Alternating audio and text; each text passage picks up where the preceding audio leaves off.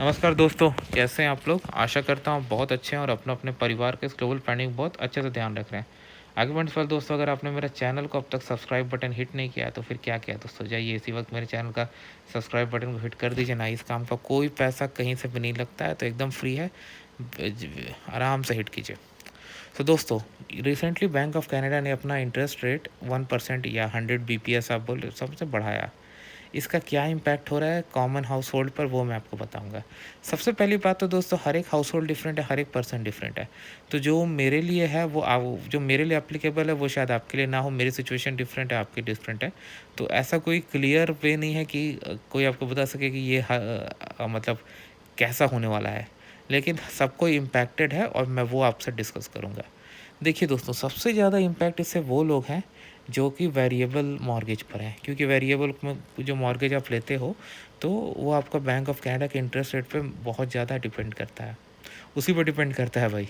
तो अगर वो बढ़ रहा है तो दो चीज़ हो सकता है। अगर आपका फिक्स पेमेंट वाला है तो माने आपका इंटरेस्ट कंपोनेंट बढ़ेगा और आपका प्रिंसिपल कंपोनेंट घटेगा। तो ऐसे में रिन्यूअल के टाइम में आपको और ज़्यादा माने दिक्कत होगी, क्योंकि आपको अमोर्टाइजेशन बढ़ाना पड़ेगा। और अगर इतना ज़्यादा बढ़ गया इंटरेस्ट रेट के साथ कि मतलब प्रिंसिपल बहुत कम या ज़ीरो हो जाए, तो इन दैट केस तो भाई बैंक या जो भी आपका फाइनेंशियल इंस्टीट्यूशंस है वो आपके साथ मीटिंग करके वहाँ पे एडजस्टमेंट करेगा कि क्या किया जाए क्या नहीं किया जाए। दूसरी बात ये कि अगर आपका वेरिएबल पेमेंट वाला है तब तो आपका पेमेंट डेफिनेटली बढ़ जाएगा, क्योंकि आपको अब ज़्यादा पैसे देने पड़ेंगे। तो इन दिस केस आपका जो मंथली कॉस्ट है वो ऊपर हो जाएगा, डेफिनेटली जाएगा। आप कंपेयर कर लीजिए कितने परसेंट इंटरेस्ट बढ़ चुके हैं। लोग मतलब काफ़ी ज़्यादा स्ट्रगल कर रहे हैं, और महंगाई के साथ में मिलाकर अगर आप देख लीजिए तो मैंने बहुत लोगों के पोस्ट देखे जिन्होंने कहा कि भाई वो हार्डली कुछ फ्यू $100 सेव कर पाते हैं। अब नया इंटरेस्ट रेट में वो कैसे सर्वाइव करेंगे? डेफिनेटली जेन्युइन क्वेश्चन, और स्पेशली जब महंगाई इतनी ज़्यादा, बाकी खर्चे इतने ज़्यादा हैं।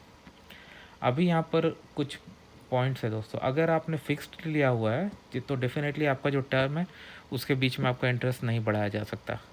तो मान लीजिए आपने 2020 में 1.5 पे लॉक किया था 5 ईयर्स के लिए, तो दैट मीन्स 2025 में आपका वो अप फॉर रिन्यूअल रहेगा। तो उस समय का जो इंटरेस्ट रेट होगा उसके बेसिस पर आपको देना पड़ेगा। तो बहुत से लोग अब, और इनफैक्ट मैं भी प्लानिंग कर रहा हूँ इस तरह का, क्यों ना हम अभी से कुछ एडिशनल पेमेंट्स करें। क्योंकि एडिशनल पेमेंट्स अगर हम करते हैं, भले हम फिक्स रेट पर हैं, तो जो एडिशनल पेमेंट होता है वो हमेशा आपको प्रिंसिपल की तरफ जाता है। तो इससे क्या कि हमारा प्रिंसिपल गिरते रहेगा। तो जब रिन्यूअल का टाइम आएगा, अगर हम वहाँ पर सिग्निफिकेंटली प्रिंसिपल को गिरा पाएँ, तो जितना प्रिंसिपल हम नीचे करेंगे उतना कम इंटरेस्ट देंगे। अब 5 साल बाद क्या इंटरेस्ट रेट रहेगा, ये तो भाई किसी के पास कोई क्रिस्टल बॉल नहीं है कि आपको चमका के बता दे, कोई नहीं कर सकता। तो वही बात है। लेकिन हाँ, मतलब अगर अगर मान लीजिए मार्केट फिर से इंटरेस्ट रेट गिरने लगा, तो भी आपको इसमें कुछ नुकसान नहीं है, क्योंकि अगर आप एडिशनल पेमेंट कर रहे हो तो आपको प्रिंसिपल ही रिड्यूस करेगा। तो उस समय भी आपको प्रिंसिपल कम ही रहेगा। तो जितना कम प्रिंसिपल, चाहे जितना भी इंटरेस्ट रेट रहे आपको, माने प्रिंसिपल तो कम रहेगा ना भाई, तो उस हिसाब से आपको देना पड़ेगा। तो वो भी बात है। हाँ, हालांकि कुछ लोग जिनका कि जो कि फ़िक्स पर है और उनका अभी रिन्यूअल आने वाला है अगले कुछ महीनों में या अगले साल, वो लोग डेफ़िनेटली बहुत ज़्यादा वरीड हैं, और लोग अभी से ऑप्शंस देख रहे हैं कैसे एडिशनल पैसे लेकर, अभी से मैथमेटिक्स कर रहे हैं कि इसका लोड को कम कर दिया जाए, ताकि वो लोग अच्छी स्थिति में पहुंच सकें। अब दोस्तों हम लोग और आगे बढ़ते हैं। अब ये महंगाई की तो मार बहुत ज़्यादा है लोगों पर, और लोगों को बहुत कुछ इसका इम्पैक्ट हो रहा है।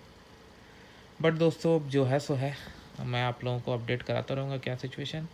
वीडियो देखने के धन्यवाद दोस्तों।